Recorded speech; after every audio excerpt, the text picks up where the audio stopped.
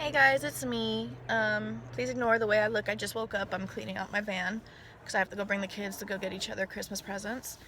Um, so today I started my first dose of my new heart medicine, acebutolol, or the brand name is Sectrol.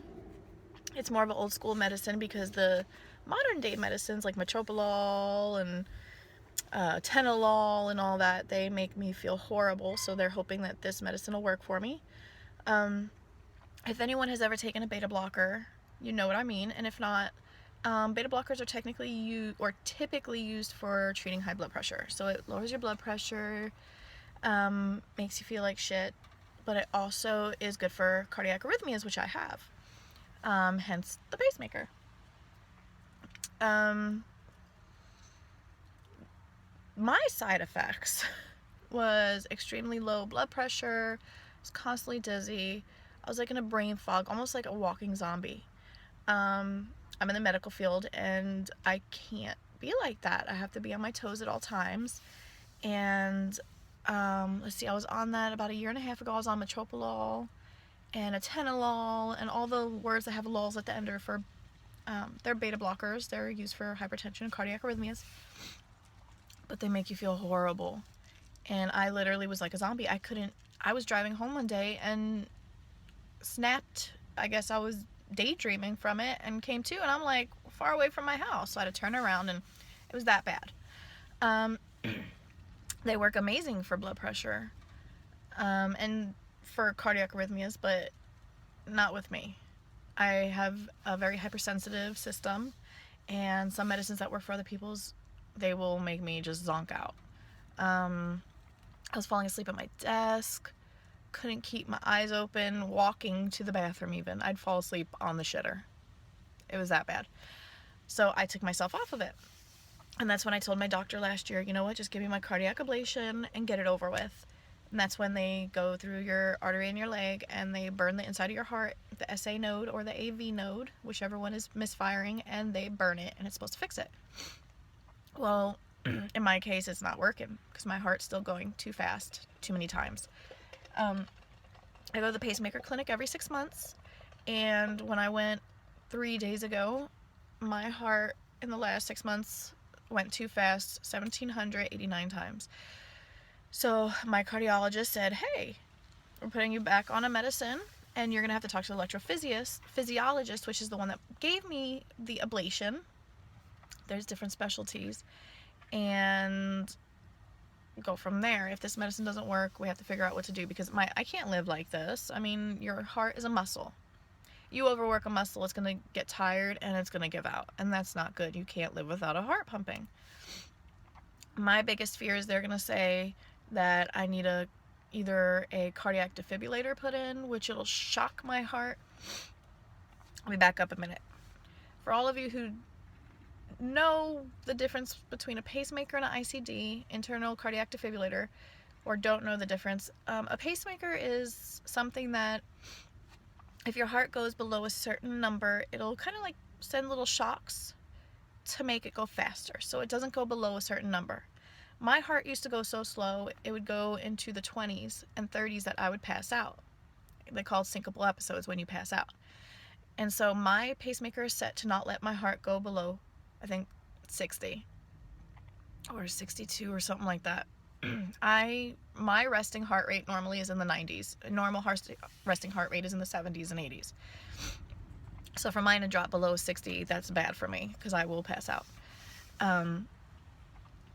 Now, if your heart stops, that's not going to do anything. It's not going to say, hey, wake the hell up, heart. That's where the ICD comes along. The ICD, internal cardiac defibrillator, if your heart stops or goes into a crazy arrhythmia, it will actually give you a shock, like as if you have an AED on you, that it makes you jolt. Your whole body will jolt and it'll make your heart go into a normal rhythm. That is what a lot of people who play sports have, because a lot of time on the field is when people die because of a sudden cardiac arrest because their heart went to an irregular rhythm. So like a lot of soccer players and football, they have them. It's life-saving. You could either have a pacemaker or a defibrillator, or they have them to where it's pacemaker, defibrillator, both. My pacemaker's, it's small. Well, it's huge to me, but it's small. A defibrillator one, the ICD, would be about that big. So from this big to that big, from this wide, it would be wider. So I hope I never have to have that. And I hope I never have to have an open heart surgery, because that scares the shit out of me. I have 5 kids. I have an amazing husband. I have family. That scares me. It gives me crazy anxiety, which is also why I waited till today to start my new medicine, because it makes me feel horrible and I'm dreading the effects it's gonna have.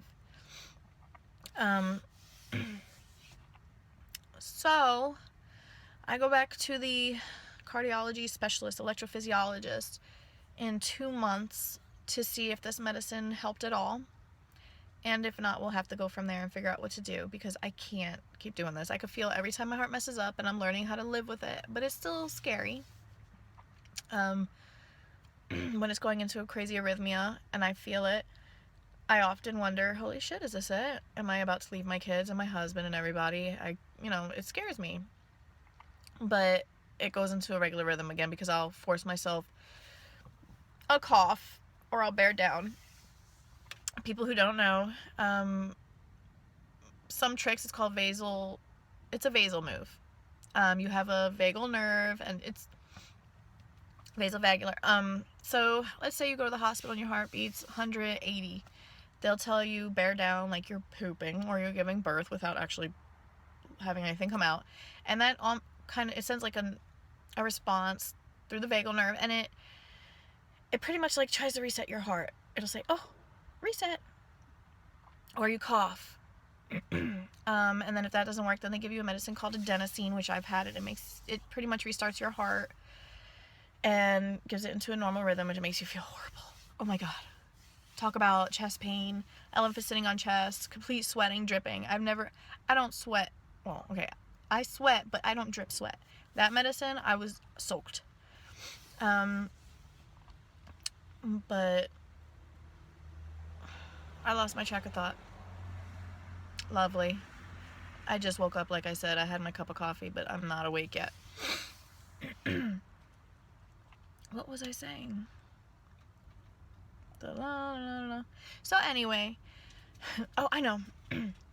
My point is when I feel my heart messing up, I will try those moves. The, bearing down, holding my breath, coughing, to see if that helps. And for the most part, it does. There are a few times a year where or once a year, I'll wind up in the cardiac ICU because it didn't work and I have to get rushed to the hospital, and they give me the medicine several times and it doesn't work. So I wound up in the cardiac ICU until they could figure out what to do, or they give me an IV drip of the metoprolol, the medicine that makes me feel horrible. Again, it does amazing keeping my heart regular, but it really makes me feel horrible. I'm not a functioning person when I'm on it. I have to stay in bed all day. I'm severely fatigued. It's crazy. So, that is my little rant for this morning. I have to get ready to bring my kids to go to the store to get each other Christmas presents. Normally we do a Secret Santa, but this year they weren't happy with who they picked because I think they got the same people they picked last year. So, there's 5 of them. Each of them are going to buy each kid a present. So, it's not that bad. Bring them to the dollar store. I don't know, it's like $20 total because they buy 4 presents each. So yep, that's my day. I'm gonna go try to beautify myself and cover all my teenage zits. Do something with this crazy wacky hair. And I'll talk to you in a few days, let you know if I'm a zombie or not. Bye.